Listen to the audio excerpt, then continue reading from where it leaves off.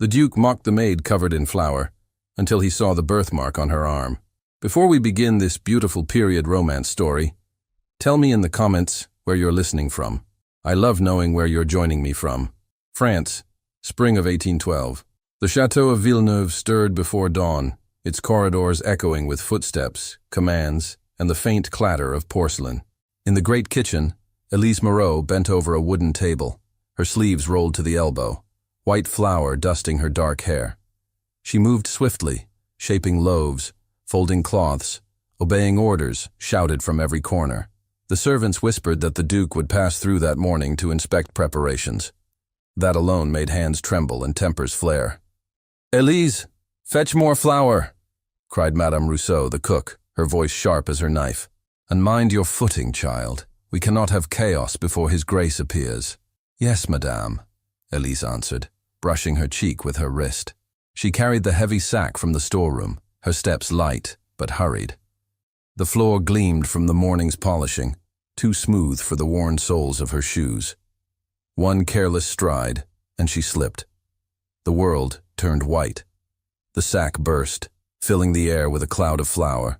Trays fell, a jug shattered. The sound echoed through the corridor just as a tall figure stepped into the doorway. The laughter and chatter died instantly. The Duke of Villeneuve stood there, dressed in dark mourning attire, his expression unreadable. He surveyed the chaos, his gaze stopping on Elise, who knelt amid the spill, her apron, face and hair covered in white dust. "What?" he said slowly, his voice low and precise. "Is this spectacle?" No one answered. Elise tried to rise, her knees slipping on the powder. "I beg your pardon, Your Grace," she stammered. "It was my fault, Her apology only deepened the silence. The Duke's brow arched. "Indeed your fault. A servant's clumsiness dressed as tragedy. Tell me, do you intend to serve the guests like this? Covered in flour, on your knees before me." A few of the younger maids hid nervous smiles. The Duke's tone, cold and clipped, carried easily through the hall. Elise lowered her eyes. "I meant no disrespect, Your Grace. I will clean it at once." He turned slightly toward Madame Rousseau. "Does your kitchen now train jesters? I thought I commanded a household of dignity." "Your Grace," the cook murmured, bowing her head.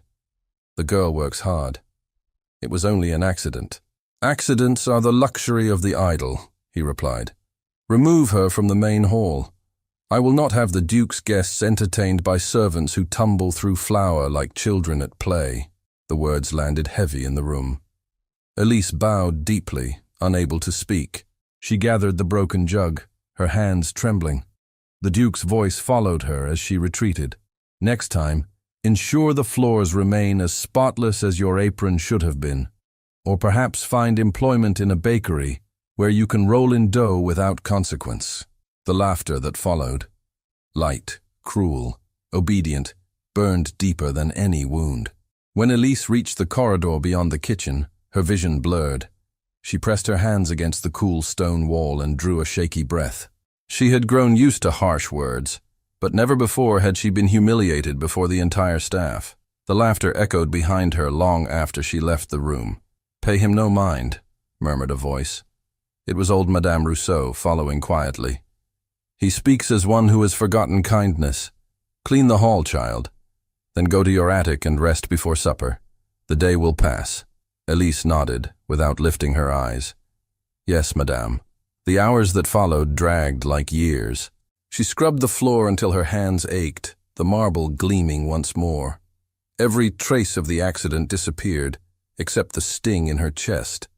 When the other servants left to dress the upper floors, she remained alone, folding cloths, sweeping corners that were already clean. The Duke's laughter stayed in her ears. She had not imagined it. It had been real, deliberate. Perhaps he was right. She was no one of consequence, merely a maid who had dared to breathe in a world of lords and ladies. Yet a quiet defiance stirred within her. She whispered, "He may laugh, but I will not cry where he can see." Evening fell. The sun sank behind the vineyards, painting the high windows gold. Upstairs, the nobles prepared for the grand masquerade that would fill the chateau with color and music. In the kitchen, only Elise remained. The others had gone to rest. She sat by the hearth, mending a torn apron under the faint glow of a single candle. The sound of footsteps startled her. She turned, expecting Madame Rousseau, but saw no one. She shrugged it off and bent again to her sewing. Upstairs, the Duke had dismissed his valet. He could not sleep. Pride should have drowned the discomfort stirring in his chest, yet something in that girl's bowed head lingered. He told himself it was irritation, but the memory of her trembling hands refused to fade. He recalled the sound of his own laughter. How easily it had escaped him. How cruel it had sounded in that echoing hall. He rose, taking a lamp, and descended the servants' staircase. The corridors were silent except for the faint hum of the night wind against the windows. He entered the kitchen quietly. Elise did not hear him at first. She was speaking softly to herself as she folded the linen. "You'll not break, Elise. Not for them, not for anyone." Her sleeve slipped as she reached to move a basket. A mark glimmered faintly in the lamplight. A pale crescent on her upper arm, as though the moon itself had brushed her skin. The Duke froze. For a heartbeat he could not move, could not breathe. A memory, long buried, rushed forward. A baby in a cradle, the sound of his sister's laughter, a nurse's cry, and then silence. 15 years of silence. He stepped closer, his voice barely more than a whisper. "What is your name?" Elise startled, dropping the cloth. She turned and gasped when she saw him standing there. "Your Grace, I did not hear you. Forgive me, I asked your name. Elise, Your Grace, Elise Moreau." The Duke's gaze did not leave the mark on her arm. "Where were you born?" She hesitated. "In a small village near Angers, my lord. My mother died when I was a child. I have no memory of her. And your father?" "I never knew him." The Duke set the lamp on the table, his expression unreadable. "How long have you served in this household?" 3 years, my lord." Her voice quivered, though she tried to steady it.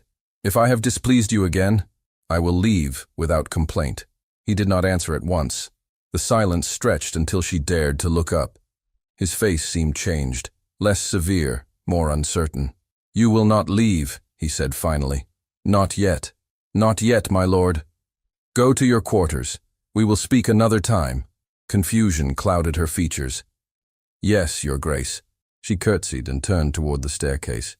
When she was gone, the Duke sank into the nearest chair, the weight of memory pressing upon him. He whispered to the empty kitchen. Impossible. The child died. The nurse swore it. But the mark, he remembered it clearly.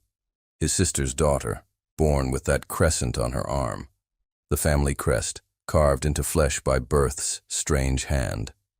Upstairs, Elise lay awake in her small attic room. The wind moaned softly through the shutters. She stared at the ceiling, wondering why the Duke had looked at her as if she were a ghost. She thought of his eyes, not cruel this time, but lost. Perhaps he had pitied her. Perhaps he regretted his words. Or perhaps he saw something in her face that she could not see herself. She turned on her side and closed her eyes, but sleep did not come. The image of him standing in the doorway, silent and pale, returned again and again. Downstairs, the Duke poured a glass of water and stared into it as if it held answers. He told himself there must be hundreds of girls with such marks. A coincidence, nothing more. And yet, his sister's child would be her age now. The thought chilled him. If it were true, what then? How had the girl come to serve under his own roof, unrecognized, unclaimed? The clock struck midnight. He rose, set down the glass, and paced the kitchen. The faint scent of flour lingered in the air. His own laughter echoed in memory, sharp and hollow. Shame pressed against his chest. "Fool," he muttered. "You mocked her before them all." He extinguished the lamp and left, the echo of his footsteps fading down the stone corridor. The next morning, Elise rose before dawn once more. She dressed in silence and returned to her duties. The other servants greeted her with sly smiles. The tale of her fall had already spread. "Careful, little flower ghost," one of the maids whispered. "The Duke may slip on your dust again." Elise bit back a reply and continued her work. By noon, the halls glittered, the chandeliers lit, and the smell of fresh bread filled the air.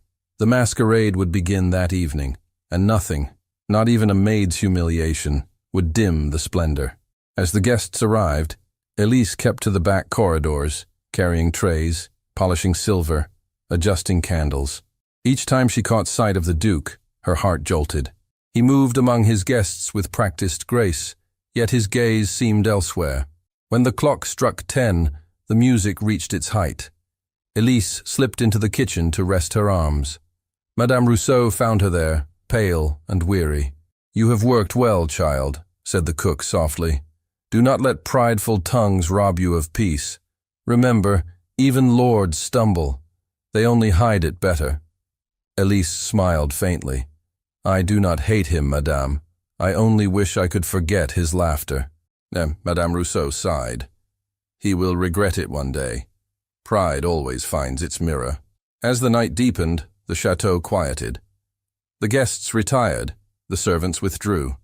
Only Elise remained behind to clear the last of the dishes.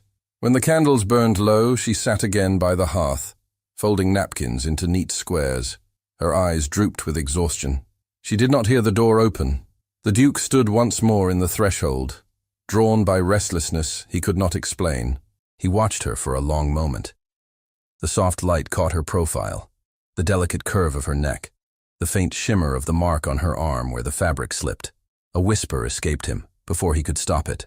"Elise Moreau." She turned, startled, searching the shadows. "Who's there?" The Duke stepped back, heart pounding. For a breath, he hesitated, tempted to reveal himself. But doubt won. If he spoke, if he named his fear, it would no longer be a secret. It would be truth. He moved silently toward the corridor, the sound of her footsteps following faintly as she approached the door. "Is someone there?" she called again, her voice trembling in the stillness. He slipped behind a pillar, the candlelight spilling just enough to touch his coat. Her eyes swept the room, but she saw only the flicker of flame and empty air. For a moment, she stood still, listening to the hush that wrapped the kitchen. Then she whispered, almost to herself, "Strange. I could have sworn someone was watching." The Duke's hand gripped the stone column. His breath caught. The memory of that crescent birthmark burned behind his eyes. He turned away before she could step closer. Elise took a single step toward the shadows, candle raised, her voice barely audible. "Who's there?" She stopped, her heart quickening. The silence deepened. The flame flickered. And then, just as she took another hesitant step forward, the candle went out. The candle's faint smoke drifted upward, leaving the kitchen in shadow. Elise stood frozen, her hand trembling around the candlestick. The darkness felt alive, as if someone had just slipped away. She whispered again, softer this time. "Who's there?" Only the wind replied, sighing through the chimney. A strange unease stirred in her chest, but exhaustion weighed heavier. She placed the candle on the table and left the kitchen, unaware that the Duke still lingered in the hallway, hidden behind the carved oak door. The next morning broke bright and cold. Sunlight poured through tall windows, glinting off the silver trays carried by the servants. The chateau of Villeneuve hummed with the aftermath of the masquerade. Laughter in the corridors, the shuffle of maids clearing glass, the chatter of footmen who had drunk too much of the leftover wine. Elise moved among them, quiet and careful, her eyes shadowed by sleeplessness. When she entered the kitchen, Madame Rousseau was already giving orders. "Hurry now. The Duke wishes for luncheon by noon. And Elise, fetch fresh herbs from the garden. Be quick about it." "Yes, madame." She wrapped her shawl and stepped into the crisp air. The garden lay still, touched by morning frost. The air smelled of damp earth and lavender. She gathered what she needed and paused by the fountain, her thoughts returning to the strange noise from the night before. She had not imagined it. Someone had been there. The memory of that unseen gaze made her heart tighten. From the upper terrace, a voice interrupted her thoughts. "Mademoiselle Moreau." She looked up sharply. The Duke of Villeneuve stood above her, gloved hands resting on the stone railing. He was dressed in dark velvet, his face unreadable. For a moment, neither spoke. Then he descended the steps, his boots crunching softly against the gravel. "Your Grace," she murmured, curtsying low. "You were in the kitchen late last night," he said. Her breath caught.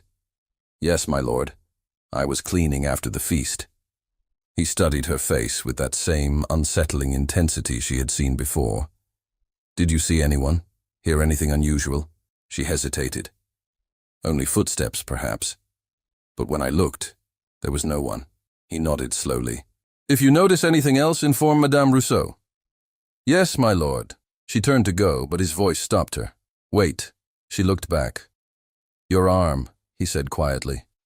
"Does that mark? Has it always been there?" Her eyes widened. "My mark, my lord? The one on your arm?" She flushed, instinctively tugging at her sleeve. "Since birth, I believe. It is nothing worth notice." "Perhaps," he murmured, his gaze lowering briefly. "That will be all, Elise." She hurried away, her heart pounding. Why would he ask such a thing? What could a birthmark matter to a duke? She told herself it was nothing, yet unease followed her back to the kitchen like a shadow she could not shake. By afternoon, the chateau was alive with gossip.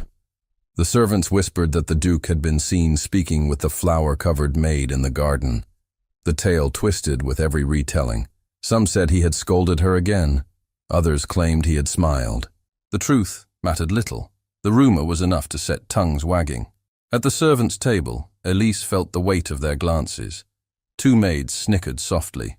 One leaned close and whispered, "Careful, Elise. His Grace may take a liking to you yet. Perhaps he enjoys a bit of flour on his fine boots."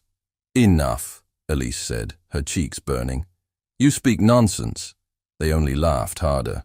"Oh, we mean no harm. Only that you've caught his eye." Madame Rousseau's sharp voice cut across the room. "You'll catch my ladle across your heads if you don't hush. Eat your supper and leave the girl be." The laughter stopped, but Elise felt no relief. After the meal, she stayed behind to wash the dishes. The cook joined her quietly. "Pay no mind to gossip. It dies faster than bread left in the sun. I am not angry," Elise said softly, "only confused. The Duke, he looked at me as if I reminded him of someone. It frightened me a little." Madame Rousseau stirred the pot of broth. "The Duke has lived with ghosts for many years. Perhaps you only walked across one of his memories." "What do you mean?" "His sister, child. She lost a daughter long ago. A tragedy that left him bitter. No one speaks of it now. But I was here when it happened." Elise turned. "A daughter?" "Yes. Barely a year old. The nurse took her out one winter's night and never returned. The river flooded that week. They said the current carried them both away." Silence settled. Elise's heart beat strangely fast. "How long ago was this?" 15 years. Why do you ask?" "No reason," Elise said quickly, though her hands trembled as she dried the cups. That night, the Duke dined alone in his study. His cousin Lord Henri arrived late from Paris, full of charm and empty compliments. Henri was tall, smiling, and insincere, with a gleam in his eyes that never reached his heart. "My dear cousin," Henri said as he poured himself wine, "I hear your servants keep you entertained. The flower girl, was it? I'm told the entire kitchen laughed for a week." The Duke's jaw tightened. "Your news travels faster than your manners," Henri chuckled. "Come now, I jest. Though if you mean to scold me, do it tomorrow. Tonight let us drink to family and fortune." The Duke did not smile. "Some fortunes are built on loss, Henri. I do not drink to that." Henri raised a brow. "You grow sentimental in your solitude. Perhaps that is why you watch your maids so closely. One might think you seek something among them." The Duke set down his glass. "Enough. Leave my household to me." "As you wish." Henri leaned back, eyes glinting. "But I should warn you, whispers of favoritism reach the strangest ears. It would be unfortunate if society mistook your curiosity for impropriety."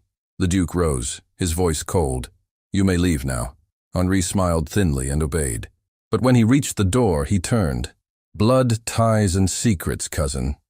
They make fools of even the proudest men." Then he was gone. The Duke stood alone, the firelight flickering against the portrait of his late sister on the wall. Her painted eyes seemed to follow him. "If it were truly your child," he murmured, "I would know." Yet even as he said it, he knew doubt had already taken root. The following day, Elise avoided his path, keeping to the lower corridors. The servants' gossip had grown sharper, crueler. Whenever she entered a room, the conversation shifted. One afternoon, while polishing silver, she overheard 2 footmen near the stairwell. "I tell you, the Duke looks at her as if she were a lady in disguise," one said. "Ha, then why keep her scrubbing floors?" "Because she's not just anyone," the first replied. "My aunt served here once. She says the Duke's sister lost a babe, marked by the moon on her arm." Elise dropped the cloth. The sound echoed. The footman turned and laughed. "Eavesdropping, are we?" one teased. "Perhaps you know more than you should." She forced a steady breath. "Only that you speak of things unfit for jest." They shrugged and walked off, still laughing. But the words clung to her. A mark shaped like a moon. Her mark. That evening, she could not rest. She sat by the narrow window of her attic room, staring at the sky. The moon hung high, pale and curved like the faint scar on her arm. "It cannot be," she whispered. "It means nothing. Nothing at all." Downstairs, Madame Rousseau extinguished the last lamp and turned toward the stair. She froze when she saw a shadow slip across the corridor, a figure moving silently toward the servants' wing. The Duke. He carried no light. In the attic, Elise startled at a soft knock on her door. She opened it to find Madame Rousseau, breathless. "Child, you must be cautious," the old woman whispered. "Someone watches you." "Who?" "I do not know. But the Duke asks too many questions and others notice. It is not safe to be the subject of a nobleman's curiosity. I have done nothing wrong. Perhaps not. But innocence is no shield when envy takes aim. Stay out of sight when you can." Elise nodded, though her hands shook. "Thank you, madame." After the cook left, Elise closed the door and sat on the edge of her bed. The floorboards creaked above as the wind rattled the shutters. She drew the blanket around her shoulders and whispered, "If only I knew who I truly am." At dawn, a commotion broke out in the corridor. Servants whispered, huddled in corners. Elise hurried down to find Madame Rousseau, speaking urgently with the butler. "What happened?" she asked. The butler's face was grave. "The Duchess's golden locket is missing. It was last seen yesterday in the drawing room. The Duke demands an accounting of every servant who entered."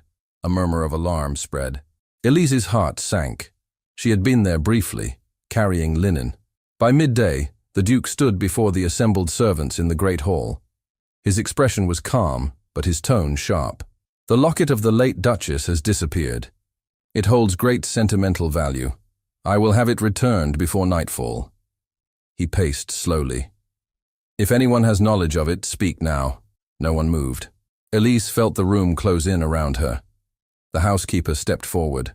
"Your Grace, I hesitate to mention it, but one of the maids was seen near the Duchess's chamber yesterday afternoon. The girl, Moreau." Every gaze turned toward her. The Duke's eyes met hers, unreadable.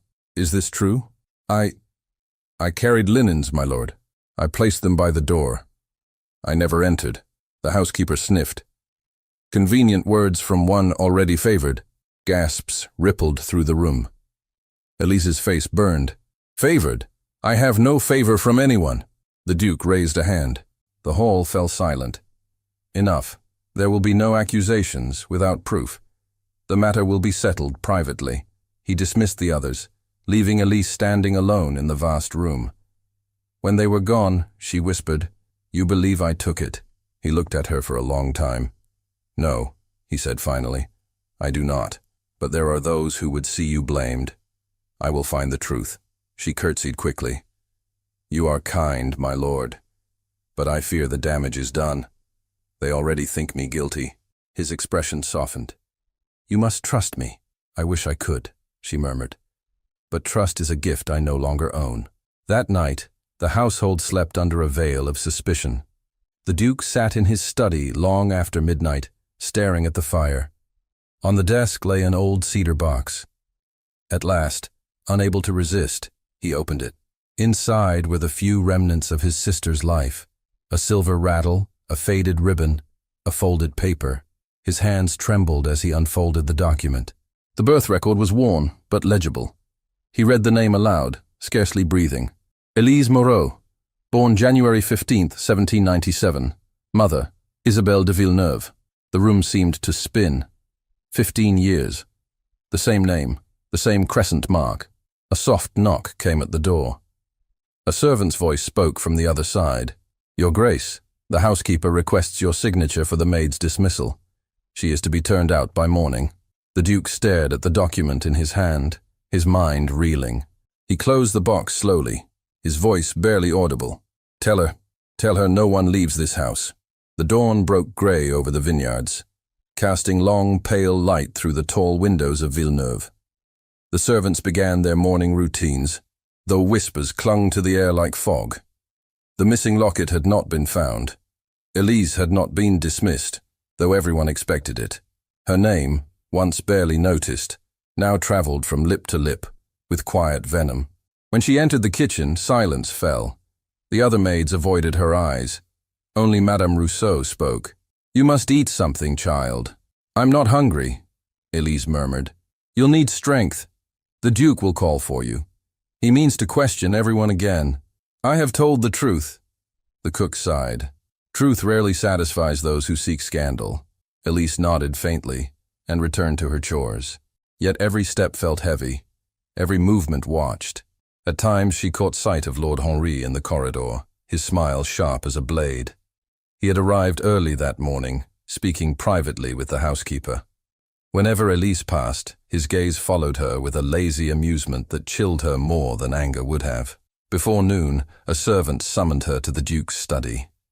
She wiped her hands and followed, her heart drumming in her chest. The great doors stood open. Inside, the Duke sat behind his desk, papers scattered before him. His expression was unreadable. You sent for me, my lord? He looked up.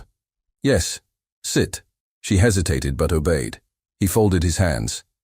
The locket has not been found. I have spoken with every servant. No one claims knowledge of it. I swear to you, my lord, I did not take it. I know, he said quietly. You do not strike me as one who steals. But others are not so certain. The housekeeper insists she saw you near the chamber. I was there, Elise admitted. But I did not cross the threshold. I placed the linens outside and left. The Duke studied her face. When you were accused, you did not defend yourself. What defense has a servant before her master? My word weighs nothing against the housekeeper's. Something in her calmness unsettled him. Your word weighs more than you think. Her eyes flickered with surprise. You believe me, then? I do. For a moment, the room felt strangely quiet. He wanted to tell her why, to explain the proof hidden in his desk, the birth record with her name. But caution held his tongue. Too much, too soon, could ruin everything. Instead, he asked softly, Elise, do you remember your childhood, your family? She blinked. I remember little. My mother died when I was small.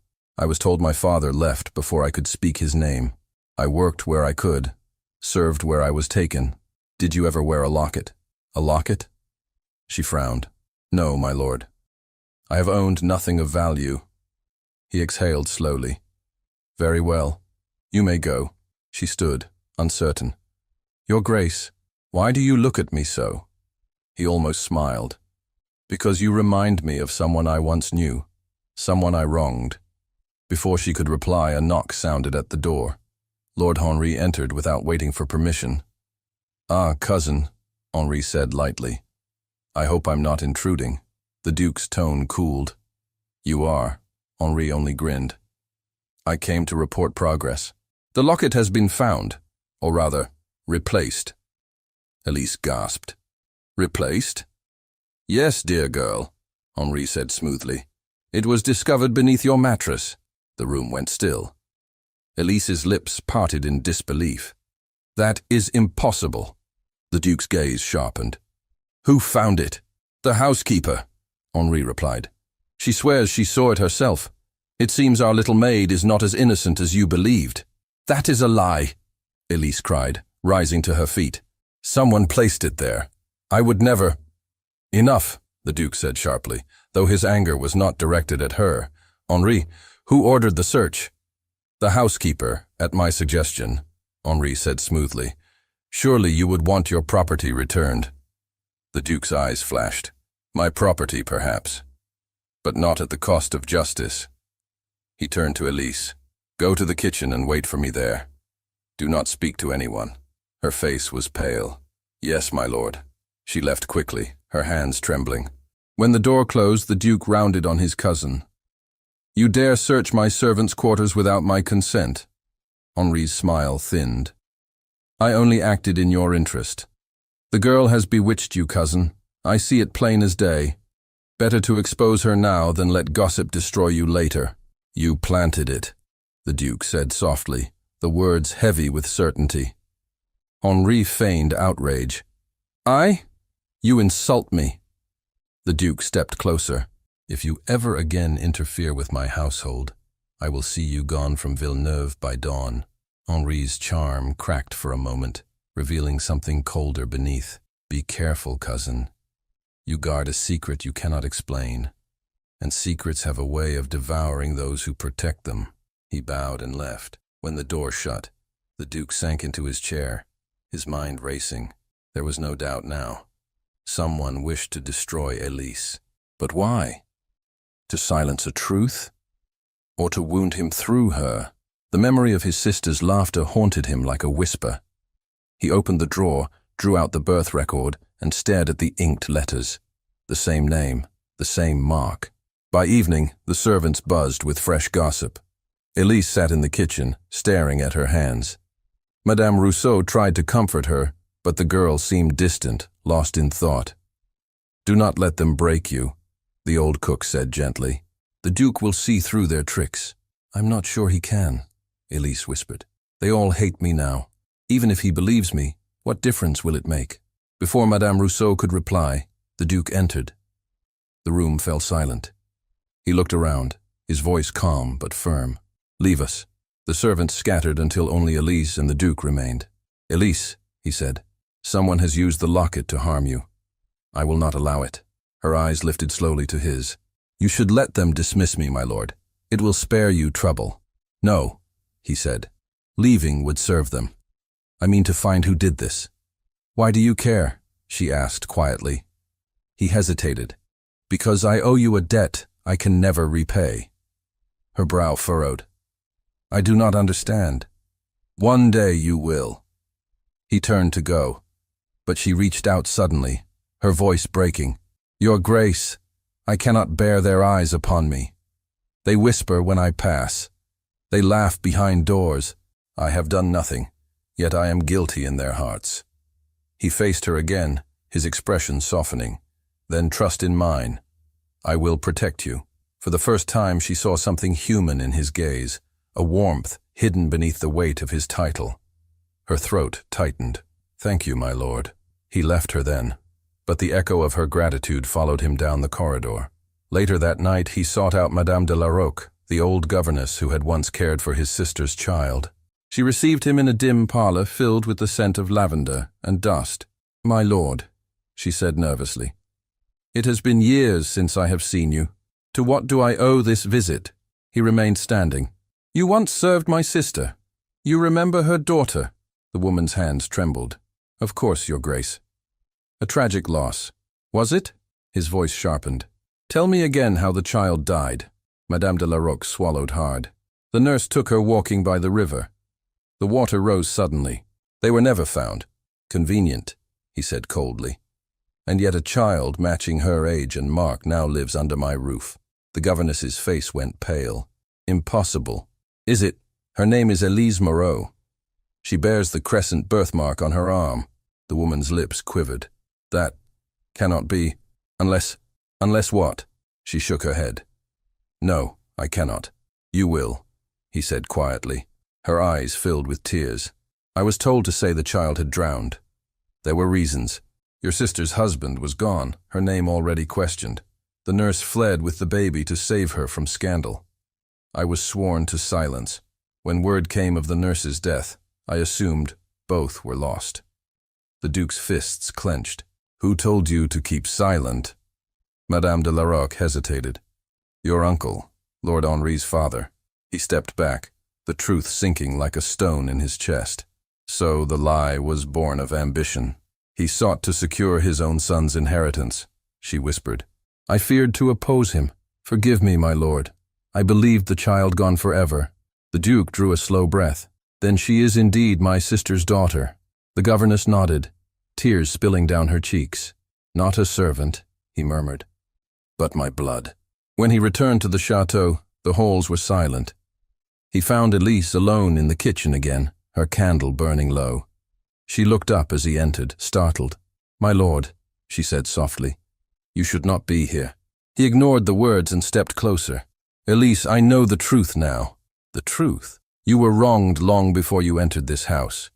You are not who they believe you to be. I don't understand.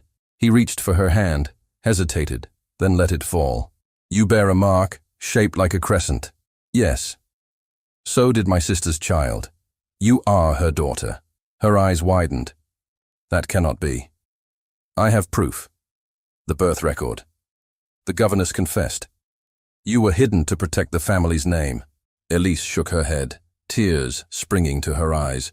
No, I am only a maid. I belong nowhere. You belong here, he said firmly. You are the rightful Lady Moreau de Villeneuve. She covered her mouth, her breath trembling. You cannot mean this. I do, and I will see your name restored. For a long moment, neither spoke. The candle flickered between them. Then she whispered, Why tell me now? Why not keep it secret? Because secrets have already destroyed too much. I will not let them claim another life. She sank into a chair, overwhelmed. If this is true, what will happen to me? To you? He smiled faintly. We will face that together. But before either could speak again, the door creaked open. A shadow moved in the corridor. The Duke turned sharply, but the hall was empty. Elise clutched his arm. Someone was listening. He strode to the door and stepped into the passage. Faint footsteps echoed, retreating quickly toward the servant's stair. He caught a glimpse of a dark coat disappearing around the corner. Henri. When the Duke returned to the kitchen, Elise's face was pale with fear. He heard us, she whispered. Yes, the Duke said grimly, and he will not let the truth rest. The candle flame wavered between them, casting shadows across the walls. A sudden sound broke the silence, the distant slam of a door, heavy and final, echoing through the chateau. The echo of that slammed door rolled through the empty halls like thunder. Elise and the Duke stood frozen in the kitchen, their eyes fixed on one another. The candle flickered and went out, leaving only the dying glow of the hearth. For a moment, neither spoke. Then the Duke took her hand gently, his voice low but urgent. You must not be seen tonight, he said. Henri knows now. He will use what he heard before I can act. Elise's voice trembled. What will he do? Anything to keep the truth from spreading. If you are indeed my sister's daughter, then he stands to lose everything. The title, the estate, his inheritance. He will not accept that quietly. I never wanted any of this, she whispered. I would rather live unknown than cause harm. He shook his head. You cannot hide from who you are. I will see your name restored, and his lies buried. But even as he spoke, she saw the doubt in his eyes. Not of her, but of himself. He knew the cost of defying his own family. He would lose friends, reputation, perhaps even the crown's favor. Still, he straightened his shoulders, and for the first time she saw a trace of courage rather than pride. Before dawn, the Duke summoned Madame de la Roque to his study once more. The old governess arrived, trembling, clutching her shawl. Madame, he said, I must ask you to sign a declaration. The truth must be written. You will testify that Elise Moreau is the child of Isabelle de Villeneuve. She hesitated. My lord, if Lord Henri learns of my confession, I shall have no peace. I will see that you are protected, he said firmly. But we cannot allow falsehood to rule this house any longer. With a shaking hand, she took the quill and wrote her name. The Duke sealed the document and placed it inside his coat. Thank you. You have done what honor demanded. When she left, he stood for a long moment, staring at the sealed paper. So much rested within that thin envelope, his family's redemption or ruin. Later that morning, he found Elise in the garden, where she sat on the old stone bench beneath the oak. The early light touched her hair, but her expression was far away. You should not be out here alone, he said gently. I needed air, she replied. The servants avoid me. I cannot bear their stares. That will end soon. I have proof now. Madame de Larocque confessed in writing. She turned toward him, hope and fear warring in her eyes. Then it is true. It is true, he said softly.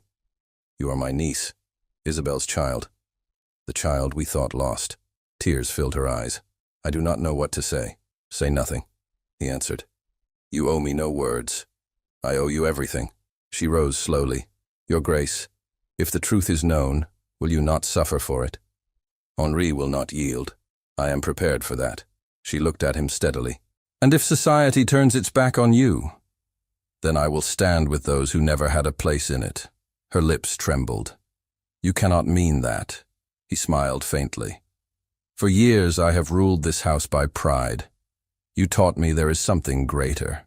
The wind rustled through the trees, carrying the scent of spring. She met his gaze for a long moment, her heart stirring with feelings she did not dare name. Gratitude, admiration, and something deeper, all tangled together. At last, she said softly, I should return to my work. If I stay, they will think you have lost your reason. He caught her hand before she could move away. Let them think what they will. I would rather lose their favor than lose your trust. Her breath caught, and for a heartbeat they stood too close. Then she pulled her hand free, her voice unsteady. You have it already, but please, my lord, not here. Someone may see. He nodded reluctantly. Go then. Tonight I will call the household together. The truth will be spoken before them all. She turned to leave, but paused at the garden gate. Whatever happens, I thank you. Not for your name or protection, but for your kindness when I expected none. After she left, the Duke remained beneath the oak, his thoughts restless. The confession lay in his coat pocket, heavier than stone. He knew that by nightfall, every life within these walls would change. The day passed in uneasy silence. The servants sensed something brewing. Lord Henri stayed mostly to his rooms, though his presence seemed to linger in every shadow. Once, the Duke passed him in the corridor. Henri inclined his head with polite disdain. Cousin, he said smoothly, you seem preoccupied. Has your little protégée recovered from her recent distress? The Duke's eyes hardened. You will show her respect. Henri laughed softly. Respect? For a servant who dreams herself noble? For my niece, the Duke said, his voice low. Henri's smile faltered. You truly mean to claim her? I do. Then you destroy everything your father built. No, the Duke replied. I restore what he destroyed. Henri stepped closer, his voice dropping. You think proof will save you? No one will believe it. The court will say you invented it out of guilt or madness. And when they do, I will be waiting to inherit what you lose. The Duke turned away, unwilling to waste another word. That evening, Elise prepared to leave the chateau. Though he had forbidden it, she could not bear to remain. Her small trunk was packed, her apron folded neatly atop it. When Madame Rousseau found her, she was fastening her cloak. You cannot go, the cook said, alarmed. I must, Elise replied. If I stay, he will suffer for my sake. Henri will destroy him. The Duke is not a man easily destroyed. He was once, and I was the one he humiliated before them all. I cannot let him face shame because of me. Before Madame Rousseau could argue further, a knock sounded. The Duke stood in the doorway, his expression grave. So it is true. You meant to leave without a word. Elise bowed her head. Forgive me, my lord. It is better this way. Better for whom? For Henri? For gossip? For you, she said softly. You have already done more for me than I deserve. If I remain, they will accuse you of folly, of loving you, he interrupted quietly. Her breath caught. You must not say that. It is the truth. She shook her head, tears brimming. You pity me. That is all. No, he said. Pity asks nothing. Love asks everything. The words hung between them. She turned away, unable to speak. I will not let you go, he said firmly. Not like this. Stay one more day. Tonight I will make the truth known. Tomorrow you may choose your own path, free of lies. Her voice was barely a whisper. And if the truth ruins you, then ruin shall be my redemption. She looked up at him then, her eyes shining. "You have changed, my lord." He smiled faintly. "Perhaps I have only remembered who I was before pride buried me." That night, he ordered the household assembled in the great hall. The servants gathered uneasily, exchanging glances. Lord Henri stood among them, outwardly calm, but with a shadow of fury in his eyes. Elise stood near Madame Rousseau, her hands clasped tightly. When the Duke entered, the murmurs died. He walked to the center of the room and faced them all. "You have served this house faithfully," he began. "But there has been deceit among us. A lie that has lasted 15 years. The servants shifted, whispering. Henri's smile was tense. "This young woman," the Duke continued, gesturing toward Elise, "was accused of theft. She was mocked and humiliated under my own roof. Yet she bears the blood of Villeneuve. She is Isabel's daughter, my sister's child, hidden from us through deceit." Gasps filled the hall. Elise stood motionless, her heart pounding. Henri stepped forward, voice smooth but sharp. "This is madness, cousin. Where is your proof?" The Duke drew the sealed confession from his coat. "Here, signed by Madame de la Roque, witnessed by my seal." Henri laughed bitterly. "An old woman's word against a family's honor. No one will believe it." "They will," the Duke said, "because I will swear it before the crown." The silence that followed was heavy. Then Henri spoke again, softly, venomously. "You are throwing away everything. Your title, your standing. For a servant girl you scarcely know." The Duke met his gaze. "For truth, not for appearances. You fear her because she ends your claim." Henri's face paled. "You will regret this." "Perhaps," the Duke said, "but not as much as I regret the day I mocked her." He turned to the assembled staff. "From this moment, she is to be treated with the respect due her birth. Any who dishonor her dishonor me." The servants bowed, stunned into obedience.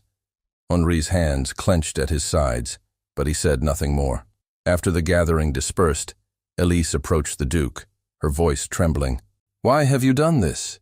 You have shamed yourself before them all." "Truth cannot shame," he said gently. "Only lies can. They will never accept me. Then they will learn." She looked at him helplessly. "What am I to do now? I cannot live as a lady. I know nothing of that world." "Then live as yourself," he replied. "That is enough." Her tears fell freely then. "You have given me back a name, but I would rather have given it to you." He reached out, brushing a tear from her cheek. "You owe me nothing, Elise, but if you choose to stay, know that you will never again stand alone." She closed her eyes, her heart aching with a mixture of gratitude and sorrow. "I should still go. Tomorrow, before the dawn." "Do as you must," he said softly. "But remember, this will always be your home." She hesitated, then whispered, "Good night, my lord." When she left the hall, he stood alone for a long time, staring at the flickering torches. For once, the silence did not feel empty. It felt like peace. Outside, the wind swept through the courtyard, carrying the first hint of rain. Inside, Elise climbed the staircase to her chamber, her footsteps light yet uncertain. She paused at the landing and looked back toward the great hall, where a single figure still stood, motionless beneath the vaulted ceiling. Her voice was barely a breath. "Good night, uncle." And as she turned away, neither of them saw the faint shadow that moved beyond the window, a silhouette watching, waiting, and already planning what would come next. The morning after the storm broke bright and still. The chateau of Villeneuve glistened with dew, the air washed clean, as if the sky itself had forgiven what men could not. Elise stood by her window, her small trunk still packed. She had meant to leave before sunrise, but the rain had held her. Now the sun poured through the glass, and something in her heart hesitated. She could hear the household stirring below. Servants whispered, uncertain whether to greet her as mistress or maid. She no longer knew how to stand among them. When she opened her door, Madame Rousseau was waiting in the corridor, her hands folded. "You cannot go today," the cook said firmly. "I must," Elise replied. "There will be peace for him only when I am gone." "Peace?" Madame Rousseau snorted. "The man has not known peace since the day he met you. Do you think he fought his cousin and the whole of society for you to vanish at dawn?" Elise shook her head. He has done enough. I will not be the cause of further ruin. But before Madame Rousseau could answer, the sound of footsteps echoed from below. The Duke's voice carried up the staircase. Elise, come down at once. Madame Rousseau's eyes widened. You see, he will not let you go easily. Reluctantly, Elise descended the grand stairway. The Duke stood in the hall, dressed not in morning black, but in soft gray. His face, once stern, now held a quiet warmth. You were leaving, he said when she reached him. Yes, my lord. Without a word? I thought it kinder. For whom? He asked. For both of us. He shook his head. You are wrong. Leaving would wound us both, and I have no intention of watching you disappear a second time. She looked up, startled. You mean to keep me here? Even after last night? I mean to keep my promise, he said. The truth has been spoken. What remains must be shown. I don't understand. You will, he said, offering his hand. Come with me.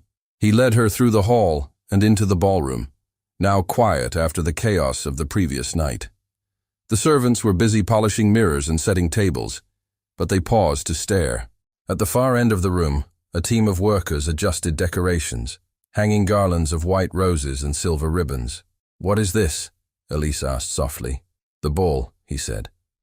The one we were to hold last month for the court's visit. It will be held tonight, but not for the crown. For us. For us? He nodded. To restore what was broken, to give you your place before the world. Her heart fluttered. You cannot mean to. I do. Tonight, before every guest who once mocked you, you will stand as Lady Elise Moreau de Villeneuve. I will announce it myself. She drew back in disbelief. You would risk your name, your title, everything. Everything that ever mattered was lost long ago. What remains is only pride. And you have taught me to live without it. She looked away, her throat tight. And if they laugh again, then let them laugh, he said gently. The first time I joined them. This time, I will silence them. For a moment she could not speak. At last she whispered, You are kind beyond reason. No, he said. I am merely late in learning compassion. The day passed swiftly. Invitations were sent across the valley. The household moved with a strange mixture of dread and wonder.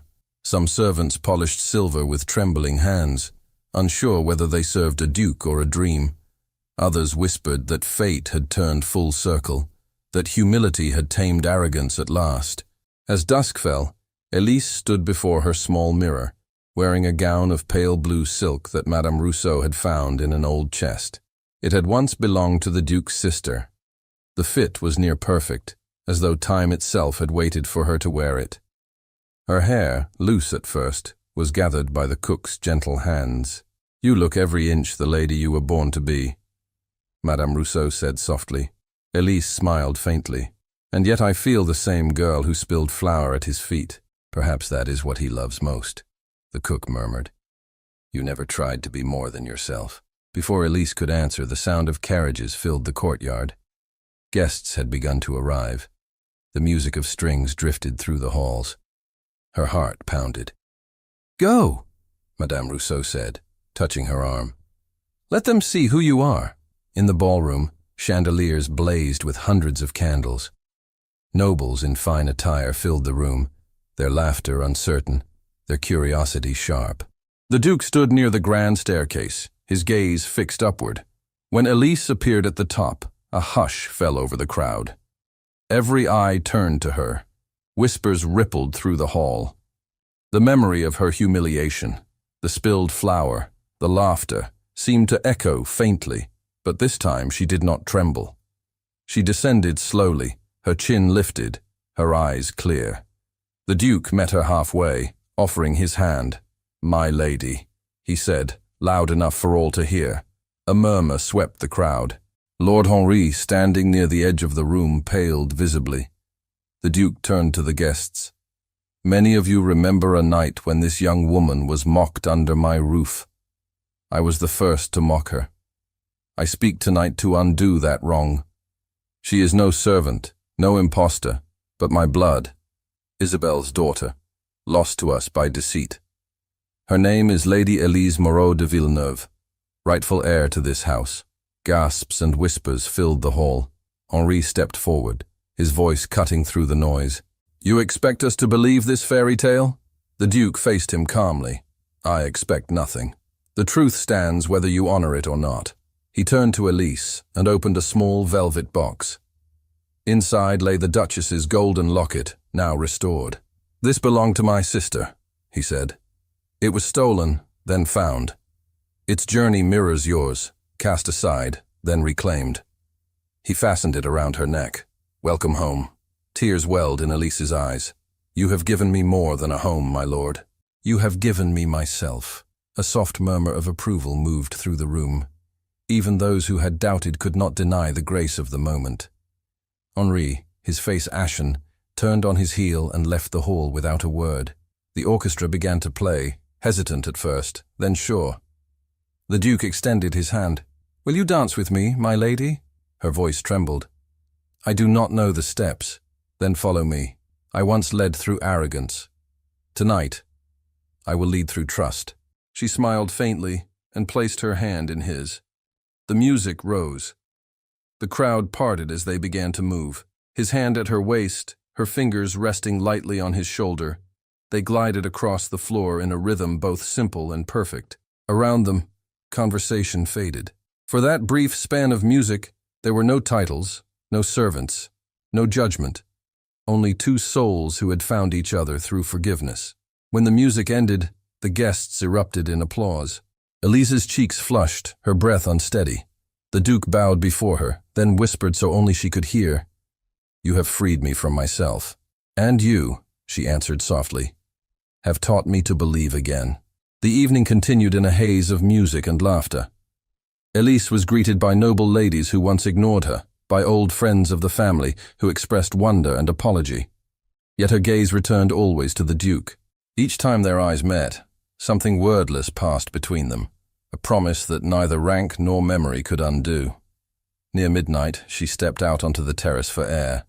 The sky was clear, the moon bright above the vineyards. She held the locket against her heart, feeling its quiet weight. Footsteps sounded behind her.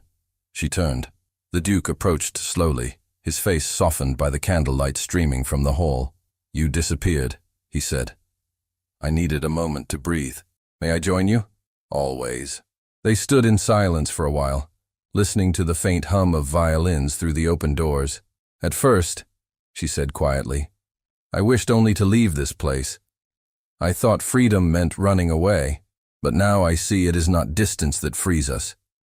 It is forgiveness. He nodded. And forgiveness begins when we stop hiding from truth. She looked at him, her eyes glistening. Do you regret anything? Only that it took me so long to see what was before me. Her voice faltered. And now? Now, he said, stepping closer. I see nothing else. For a heartbeat they stood motionless, the air between them alive with unspoken feeling. Then he took her hand and brought it gently to his lips. You have given me back my family, he said softly. Let me give you mine in return. Her heart skipped. What do you mean? I would have you remain here, not as guest nor ward, but as the mistress of Villeneuve. If your heart allows it, I would ask for your hand.